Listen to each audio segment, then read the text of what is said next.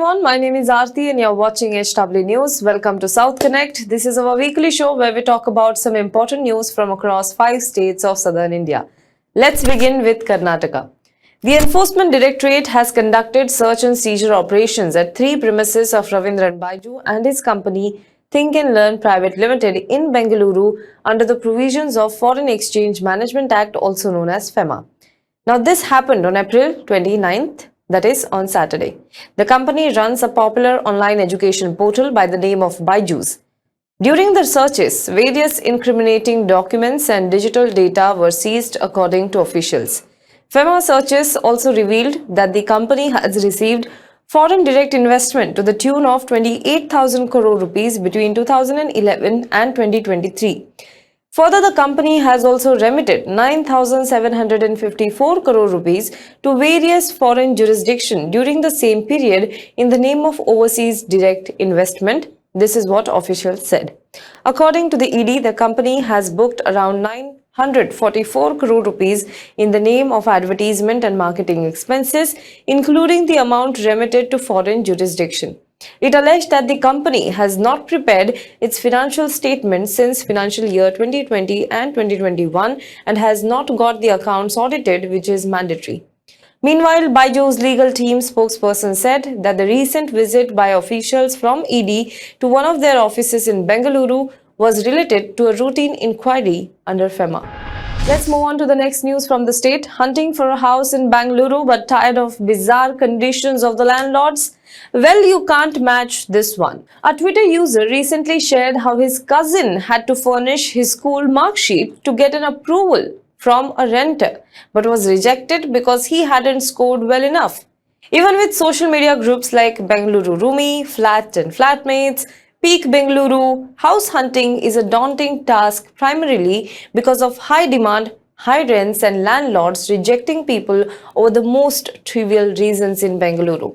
Added to the list of bizarre reasons that landlords reject tenants for is not scoring high marks during class 12 exams. Taking to Twitter to share his cousin's plight, Shubh shared screenshots of a conversation between a broker and his cousin Yogesh.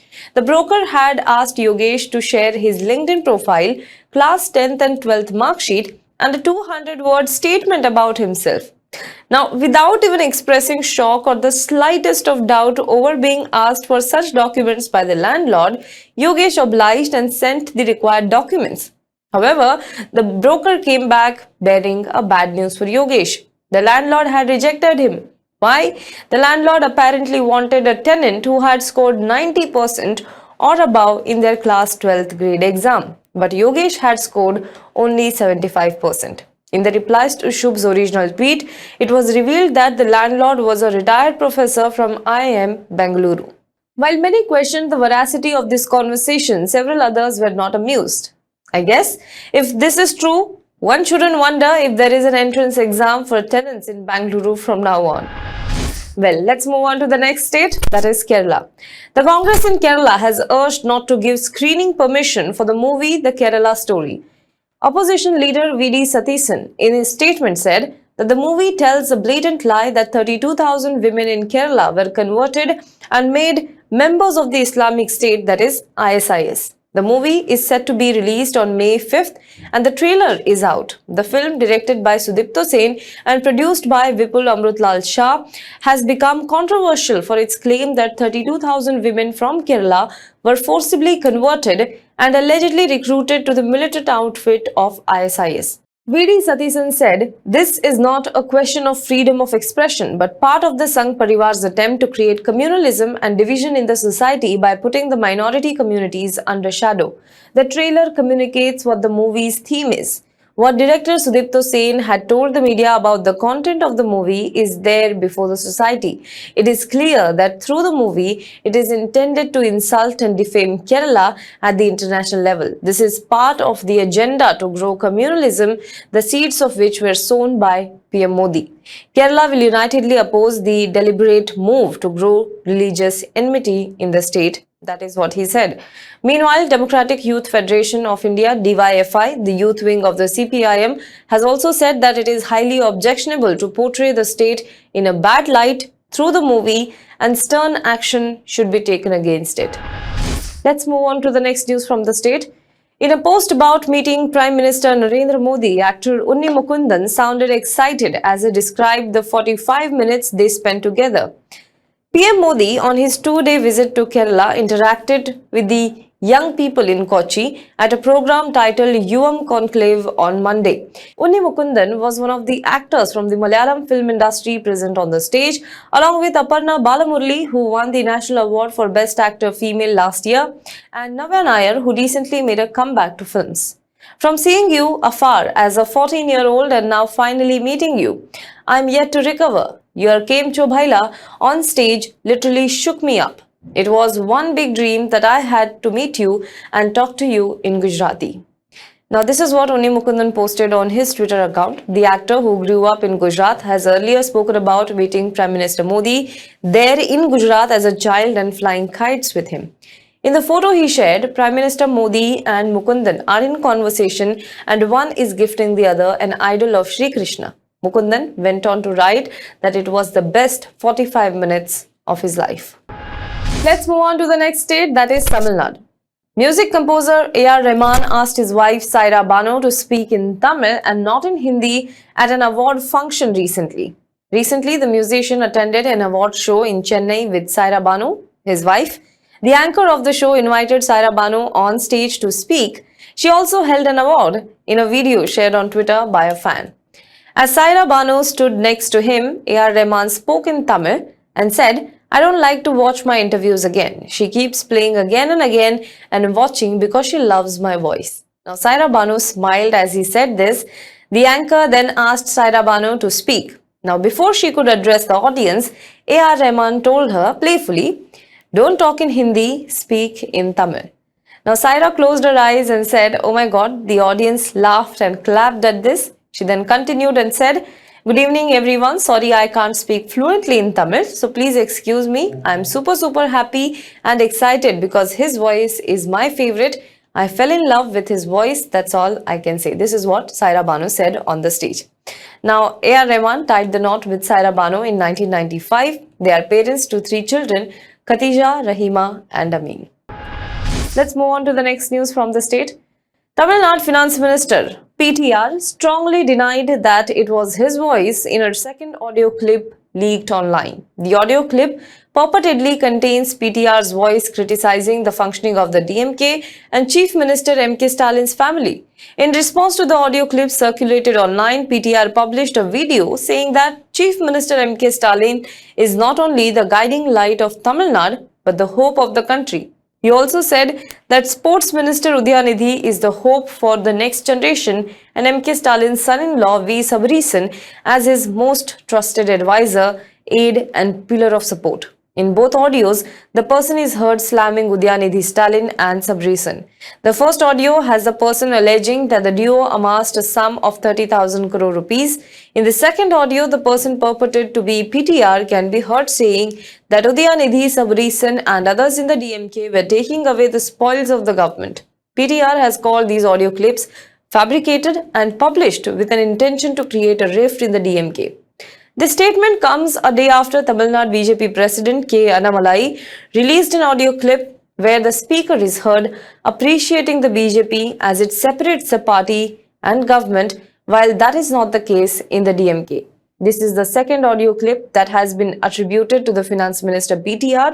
The first clip was released by YouTuber called Savukku Shankar. Let's move on to the next state, Andhra Pradesh.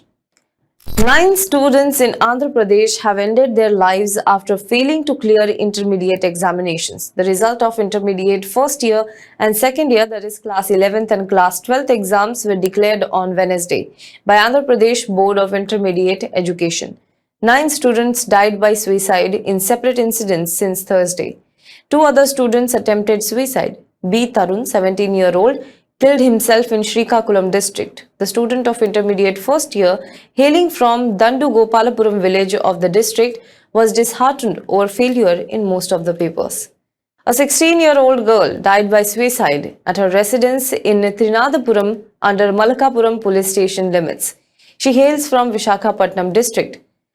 A girl named Akhilashri was upset after failing in some subjects of intermediate first year. The pass percentage for the first year was 61 and for second year was 72.